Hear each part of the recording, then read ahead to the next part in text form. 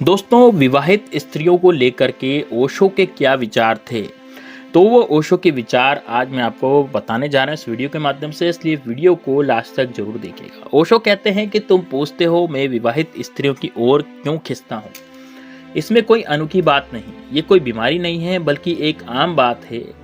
कई लोग, पुरुष हो या स्त्री, विवाहित लोगों की ओर आकर्षित होते हैं। ये कोई दुर्लभ घटना नहीं है, बल्कि एक रोग है जो मन में चलता रहता है। ये एक तरह का पहला कारण है, अविवाहित को देखकर लगता है शायद इसे किसी ने नहीं चाहा होगा, लेकिन विवाहित का मतलब है कि किसी ने इसे चुना है, अपनाया है। तुम्हें भरोसा होता है, तुम्हें तब भरोसा होता है जब कोई दूसरा पहले प्रेम कर चुका हो। तुम अपनी आंखों से नहीं, दूसरों की पसंद पर यकीन करते हो, इसलिए यह होता है। अविवाहित को देखकर शक होता है, क्या इसमें कोई कमी है क्या? तभी तो ये अब तक अकेली है या अकेला है। लेकिन विवाहित को देखकर लगता है कि ये तो योग्य होगा या योग्य होगी, लेकिन किसी ने इसे पहले ही पसंद किया। ये विश्वास तुम्हें खींचता है और तुम्हें आकर्षित करता है। दूसरा कारण है, लोग प्रेम कम, प्रतियोगिता ज्यादा जानते हैं। देखिए, आजकल प्रेम बहुत कम हो गया है और लोग प्रतियोगिता ज्यादा चाहते हैं। विवाहित स्त्री के साथ एक त्रिकोण बनता है, पति होता है, पत्नी होती है और तुम बीच में आ जाते हो, तुम होते हो। ये संघर्ष, ये युद्ध तुम्हें लुभाता है। असल में तुम्हारी चाह स्त्री नहीं बल्कि जीत होती है। तुम्हें स्त्री से ज्यादा उस युद्ध में मजा आता है। स्त्री तो वैसे एक बहाना है। तुम अपने अहंकार को चमकाना चाहते हो, अपनी बहादुरी उस स्त्री के सामने दिखाना चाहते हो कि यार मैं ऐसा हूं, मैं वैसा हूं। असल में तुम्हारी चाह स्त्री नहीं बल्कि वो जीत होती है जो तुम चाहते हो। तुम अपनी बहादुरी वहां पर दिखाना चाहते हो जैसे वो कोई युद्ध का मैदान हो। तुम दूसरे पुरुषों को हराना चाहते हो और हरा कर कहना चाहते हो कि देख भाई, मैं जीत गया, तू हार गया। लेकिन जैसे ही तुम जीत जाते हो, स्त्री तुम्हें अब फीकी लगने लगती है, वह स्त्री तुम्हें अब खराब लगने लगती है। क्यों?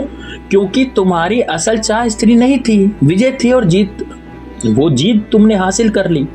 और जीत होते ही तुम्हारा आकर्षण खत्म हो जाता है। ये प्रेम नहीं, ये अंधकार की भूख है। सुना है, एक धनी व्यापारी की पत्नी मर गई। दाह संस्कार में एक अजनबी सबसे ज्यादा रो रहा था। पूछने पर पता चला कि वो उसका प्रेमी था। व्यापारी ने उसकी पीठ थपथपाई और बोला, भाई खुश हो जा, मैं शायद फिर शादी कर लूं। इसलिए दोस्तों सावधान, विवाहित स्त्री की ओर खिंचाव प्रेम नहीं है, ये तुम्हारे मन की बात है। आसानी से मिलने वाली चीज चाह नहीं जगाती। वो जो दूर है, वो असंभव है, वही ज्यादा लुभाता है। विवाहित स्त्री आसानी से नहीं मिलती, इसलिए तुम्हारे सपनों का मैदान खुला रहता है। तुम अपनी कल्पनाओं में डूबते हो और प्रतीक्षा में मजा लेते हो। कई लोग प्रेम में नहीं, इस प्रतीक्षा में ही आनंद पाते हैं। प्रतीक्षा सुहानी लगती है क्योंकि वो सपनों का खेल है।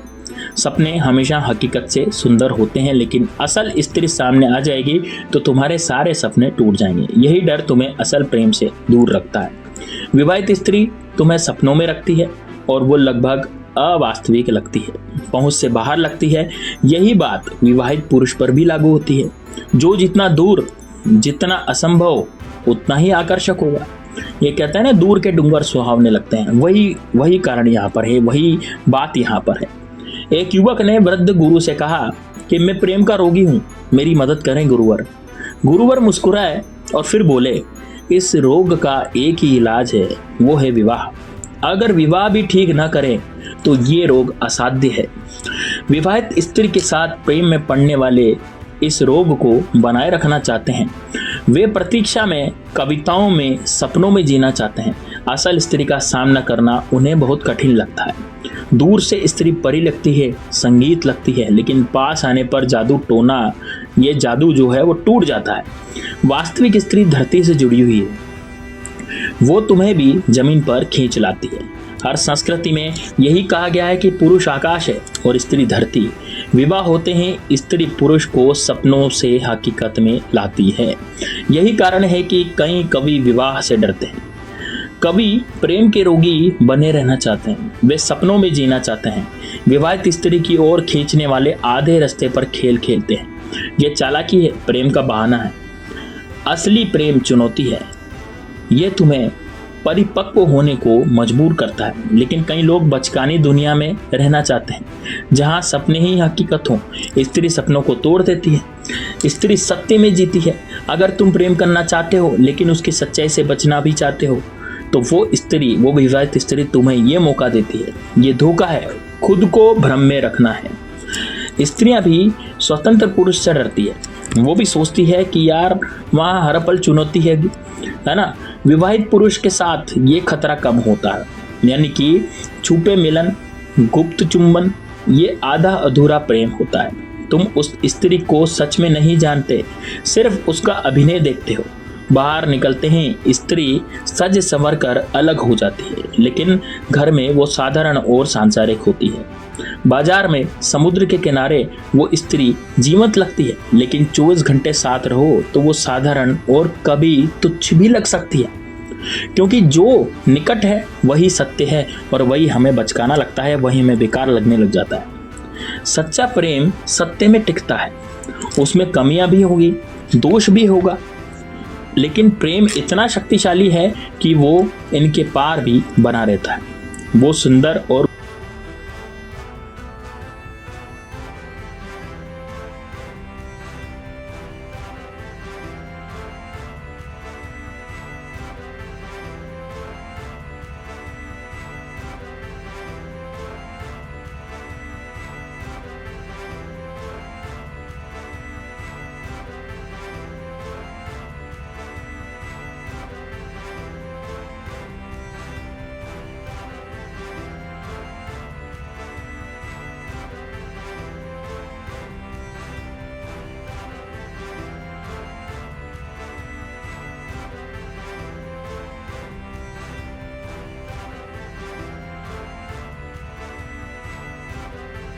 इसी तरह से जब आप प्रेम करोगे तो प्रेम बलिदान मांगता है।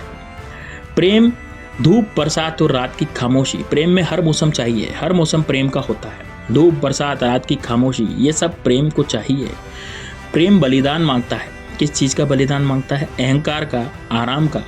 यानी कि जब आप प्रेम करोगे तो ना कोई आप अहंकार कर पाओगे, उस स्त्री पर थोड़ी अहंकार करोगे आप, या फिर वो स्त्री आप पर थोड़ी अहंकार करेगी। इसमें किसी तरह का कोई अहंकार नहीं होता, आराम नहीं होता। आप ही एक बार आपने प्रेम कर लिया तो उसमें कोई आराम नहीं है। कभी आप रात को जग रहे हो, कभी आप दिन में जग रहे हो, कभी आप जग रहे हो, कभी जगे ही रह रहे हो, है ना, कभी सो रहे हो। कहते हैं ना, प्रेम है तो हमें चैन नहीं मिल रहा। इस तरह का बलिदान जो है प्रेम मांगता है। आप उस स्त्री पर इतने ज़्यादा फिदा हो गए हो कि आपको न तो नींद आ रही है, न खाना भा रहा है, न कुछ कर रहा है। विवाहित स्त्री की ओर खिंचाव प्रेम नहीं है, यह सस्ता खेल है। सच्चा प्रेम साहस मांगता है और वो साहस पुरुष में होना चाहिए या स्त्री में होना चाहिए। यदि आप पुरुष हैं तो आप में वह साहस होना चाहिए उस चीज़ को करने का जो आपने सोचा है। ऐसी बचकानी बातों से कुछ नहीं होता। असली प्रेम यदि आप करोगे तो असली प्रेम में कई तरह की जिम्मेदारियां आएंगी।